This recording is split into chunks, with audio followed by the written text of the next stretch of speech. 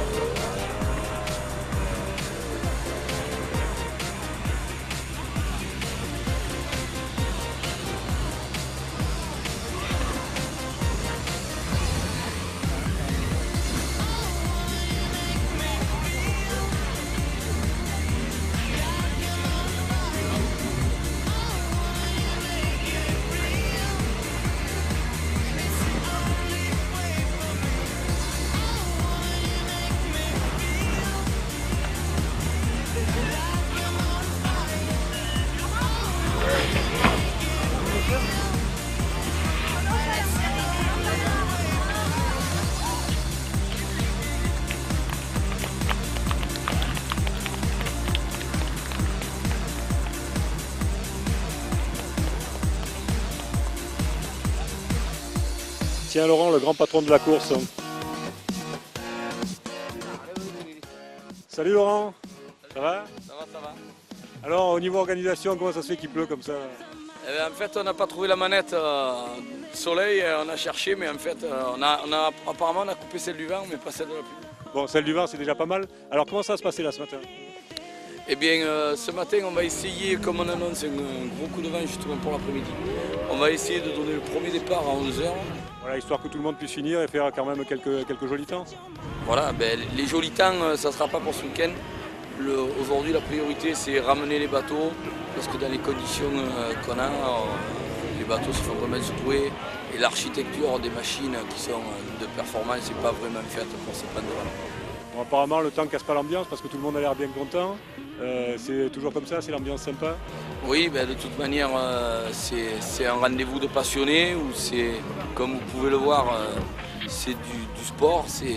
Et donc, les pilotes attendent ça et ont travaillé tout l'hiver pour préparer leur machine. Et là, aujourd'hui, ils arrivent à pouvoir, ce week-end, donc ils arrivent à pouvoir se mesurer avec leurs collègues et c'est le plus important pour le mental de pilote. En fonction de la météo, il faut faire des réglages spéciaux, c'est comme sur une Formule 1? Oui, le pas de l'hélice est le plus important. Ensuite, il y a le ballastage des bateaux, la répartition des masses à modifier en fonction des plans d'eau.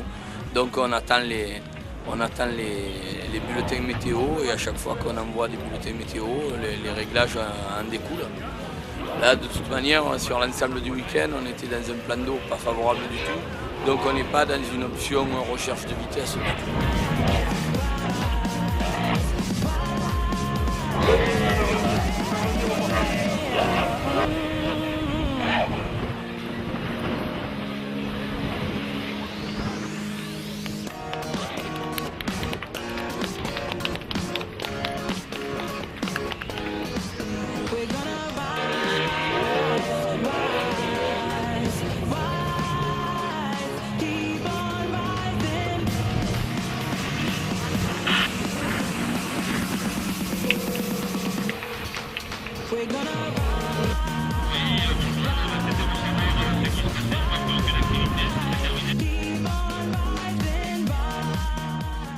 Donc c'est votre deuxième participation au Grand Prix, je crois? Oui, deuxième participation, puisqu'elle a commencé l'an dernier, puis depuis le début on est là. Vous courez en quelle catégorie? Catégorie Verado Cup. C'est une grosse catégorie. L'an dernier, ça s'était bien passé? Comment vous avez terminé? Non, ça s'est très mal passé pour nous, parce que bon, après avoir gagné les 2 premières manches, on a enfourné dans la deuxième avec triple fracture du nez et tout ce qui s'ensuit. Donc cette année, vous visez quel résultat alors? Sans accident? Sans vous cacher, on vise la première place. Oui, du bateau. Bonjour. Dites-moi, il a une touche très féminine ce bateau? Oui, on voulait donner une note de féminité à ce bateau, puisque depuis 7 ans, il était de la même couleur. Il était comme les autres bateaux. Donc on a dit, allez, on va faire du rose, du gris, on va montrer qu'on est des filles. Donc en fait, les filles se mettent de plus en plus à la course, si je comprends bien. Ben oui, apparemment, ça prouve que c'est pas un sport réservé qu'aux hommes. Hein. Il faut pas être macho. Hein. J'aperçois l'équipage corse, on va leur poser quelques petites questions. Non, c'est pas la radio là, c'est pas la radio. C'est pas la radio, c'est la télé. Juste 2-3 petites questions. Je suis un peu novice dans ce domaine, donc j'ai besoin de voir. Et j'espère que le vent se lève un tout petit peu plus et après on verra. D'accord. T'es novice, mais t'as quand même fait la deuxième place hier. On verra, c'est peut-être un coup de chance. J'essaye de viser la première place. Bonne chance.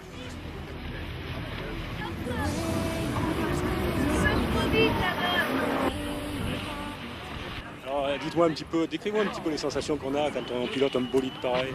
Pour vous donner une idée, les sensations sont, on va dire, presque triplées par rapport à une voiture. C'est-à-dire que vous faites le calcul, on marche à peu près à 60 nœuds, ce qui fait un petit 110-112 km/h. Il faudrait multiplier presque par 3 pour avoir les mêmes sensations en voiture.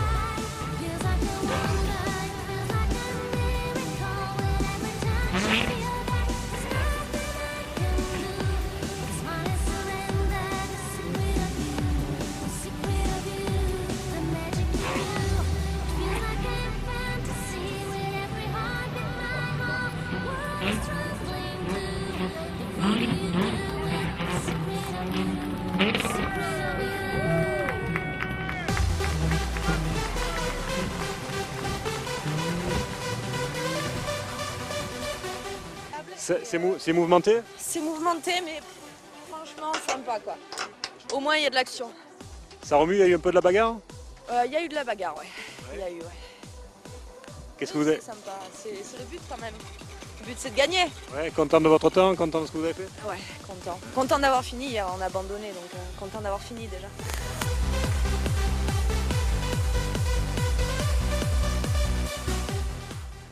C'est la mise à l'eau? C'est la mise à l'eau? Oui, avec une belle journée, le soleil qui est au rendez-vous, une température idéale, ça va être génial, on va se régaler. Ouais, mais la passion avant tout quand même. La passion avant tout, le sport, monsieur, le sport. Donc là, vous visez quelle place? On vise déjà d'aller faire des essais comme il faut. Déjà d'être sur l'eau, c'est le premier pas. Déjà d'être là, d'être sur l'eau et de s'amuser malgré ce temps. Eh bien, écoutez, on vous souhaite bonne chance.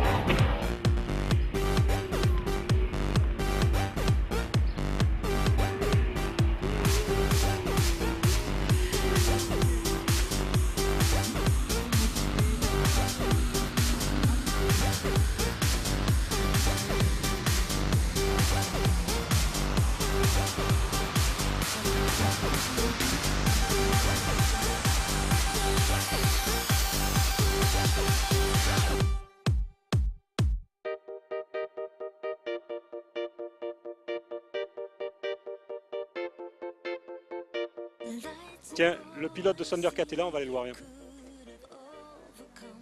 Bonjour. Oui, bonjour. En plein préparatif? Oui, on prépare nos 2 bateaux pour la catégorie qu'on met en place cette année, c'est les Thundercat. C'est le monotypie de ce type de bateau. Ce sont des petits catamarans pneumatiques qui mesurent 4 mètres par 2 mètres avec des moteurs de 50 à 70 chevaux. D'accord, alors vous êtes content quand les vagues sont hautes, si je comprends bien? Exactement, plus il y a de mer, plus on est content. Ça secoue, j'imagine, ça va être terrible. Exactement, le plaisir c'est de faire planer nos bateaux, de les faire sauter. Ça doit secouer énormément, j'imagine, là. Ça fait pas un petit peu peur? Si, mais bon, on s'accroche. À quelle vitesse vous allez avec cet engin? 45 nœuds. Donc Ouais. ça fait 70 km/h. C'est impressionnant de voir les vagues arriver à toute vitesse. Oui, quand on est devant, en plus, c'est très très impressionnant. Ouais.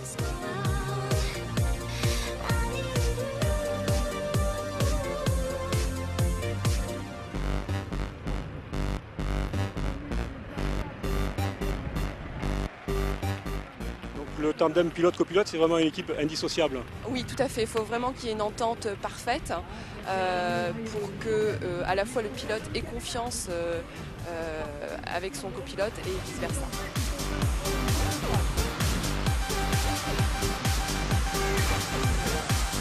C'est pas une activité un petit peu masculine, le pilotage de bateau?